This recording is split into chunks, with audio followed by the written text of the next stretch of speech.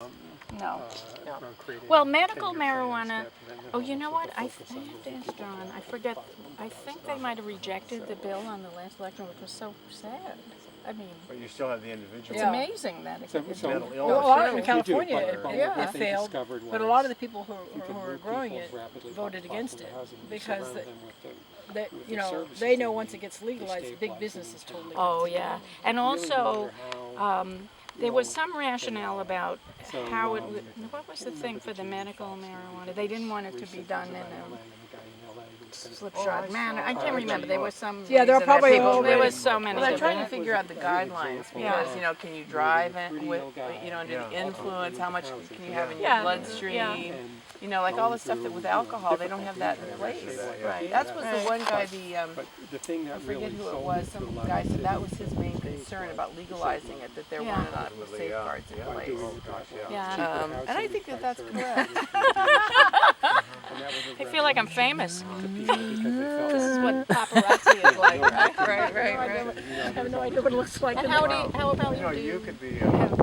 business? Well, I'm a psychotherapist, so yeah, I do that. Backed out of this. And I've known Buffy for like many years, not as long as you have, but 30. It's okay, but we had a bit of a gap. You heard our story. yeah, I think that's so interesting that you guys had a communal house way back then. Buffy started it, yeah. I was the first person she interviewed, right? We'll tell you. Yeah, I answered an ad from the real paper. Right. Oh, was in those days. I forgot that. And I came over, and you had rented the house already. You were so brave. But the business. She rented this big house in tried to organize. Where'd you get the money to do that? I don't think. Well, I was hoping to get it from the rent. She went out on a limb. She went out on a limb. But you must have had a. Well, the way we put a deposit. Yeah, well, now I remember it's slightly different. Is that when I was walking down the street and I was going to live with this Dee Dee Bernhardt. Remember who? Dee Dee Bernhardt? Yes, I do. So she and I were going to be roommates, sort of, but I wasn't that thrilled with the idea. And walking down the street, and I saw this group of people outside this house, and I just, oh, what are you guys doing? And there was a bunch of guys, and he said it was, they're going to rent the house, and I don't know what made me. I said, oh, can I just look? And I looked, and I totally fell in love with the house. It was a beautiful. Yeah, the 3 Fall Street. And I totally fell in love with it. And I said, oh, I want to rent it. And he goes, well, do you have a group? And I'm like, no. Was that Richard Farring? Yeah. But he liked us. He liked him, yeah. He was a kind of a sleazy Cambridge landlord who owned about 40 houses. So he said, well, I'll give you 2 weeks. If you can get a group together within 2 weeks, I'll hold it that long. And then I just went, as she's saying, I went on interview fee. I was the first person. Okay. It's interesting you don't remember that. And I took this beautiful room, that is a big, beautiful room. And then we kept I think I helped you. Okay. And we selected 8 people. You're right. What was your criteria? What were the questions you asked? Partly for me, I wanted to, and I never fulfilled it, I wanted to learn a different skill from each person. Oh, so yeah, she had a plan. What was my skill? Maybe it was art. Maybe it was art, because I was just about to start going to Mass College of Art. And I had been a computer programmer before that, actually. Wow, that was really early. Very early. It was very early. Well, it was like early 70s. You and my husband could have talked about that, because he was a computer way back in the early 70s. I was in the very first wave. I had lived in Manhattan, and I got sent to school. I was a chemist, believe it or not. And I got sent to school to IBM I worked for Shell Chemical Company briefly. None of this was the real me. I was misguided, really. But, a chemist like Miss Ducan from the state labs, No. And I avoided all routine laboratory jobs. Okay. And I was sort of into the philosophical part of chemistry, but that didn't work. And so I had all these different jobs in Manhattan, and I discovered that I was really good at programming because Shell Chemical sent me to school, to computer school, to learn that they had one of the early technology retrieval systems, which now everybody does searches, but in those days, nobody knew what a search was. It's really interesting. So I loved writing these little programs, which was like puzzles. And so I thought, aha, I could do that. I could get out of chemistry, go into this new field, and my father told me I was crazy. I remember that. He said, "You don't change, Jude. You got a good job as a chemist. You don't know about these computers. I think they're going to die out." But he learned his lesson after. So I became a programmer, but then I discovered that I hated it because I only liked the fun part of like writing the programs, but then you had to do debugging, and it was very annoying, very Tedious. so tedious. And then I went to art school. What is your art? I'll show you. Oh, I want to see. I went mostly oil painting and also acrylic. And John is painting. Oh, that's great. We'll show you. How did you and John meet? You're both artists, huh? John and I met in a massage class in Harvard Square in the old Cambridge Baptist Church because I decided to support myself as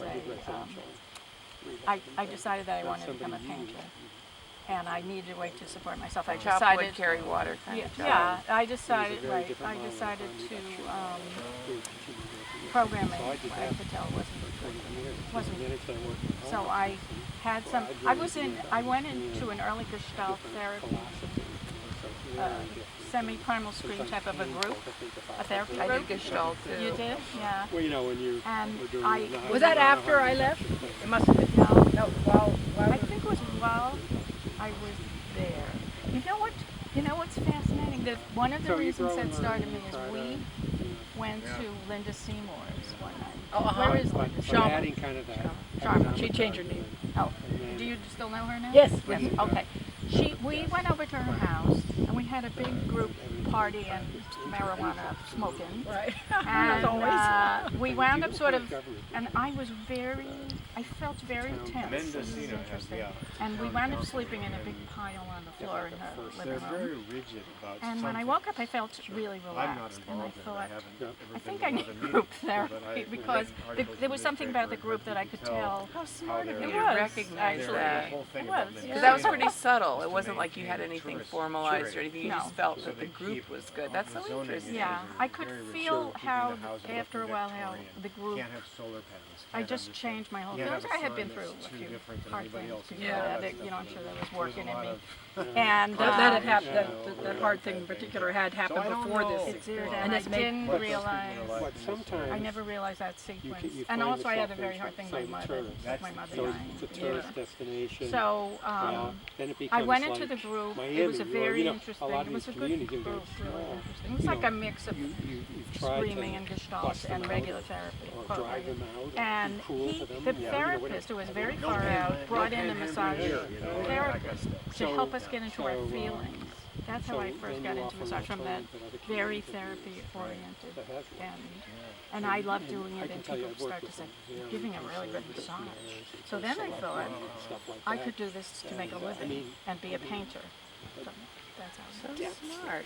Was pretty smart. Yeah, and I think because artists are really not But it makes sense to supported them. well in our culture. Yeah. So you have to, if you want to be an artist, Yeah. you have to figure out how to make a living. Like I have a friend Yeah. who was a social worker for many years. He's an oil painter, So but he you had to make could a go living. Yeah, you had to, and I had to. Massage actually also sounds like a particularly smart one because you're exercising your hands. So as you get older, you've developed all this strength in your hands. Right, which I didn't. Here they are. Right. I didn't do it on purpose, but I began to realize that I loved putting art and massage, and it turned out it was a very smart choice for me. But probably it was all unconscious. Yeah. Or semi. I told you the rational part was what I told you. But, I had a very academic background, and I kept thinking, can I really make my living with my hands? And my family thought I was crazy. And many people, they would say to me, you're giving up your talents to do massage, stuff like that. Every community member was But you did it anyway. I That's so did. good. I did. That's so good. And it's not that I was, I was a good girl, but rather than I still something in me. Well, you were a strong girl. or I guess doing it so. all So wrong. when my mother had died, They were just and kind that of in repeating a the wrong way things all the time, made thinking, me more free, I think. That's what happened Yeah. with Chris. It was the best thing that ever happened Yeah, to him when his mom died. Yeah, I mean, it take was that back. terrible, but it was, I'll give you my contact information. How long ago did your mom die? oh, when I was 24. Oh, and when you're 24, you actually still Yeah. needed your mom. I needed her, but she You know, one of she the was. women who's a little I more, adored my mother, but she was connected very with dominant.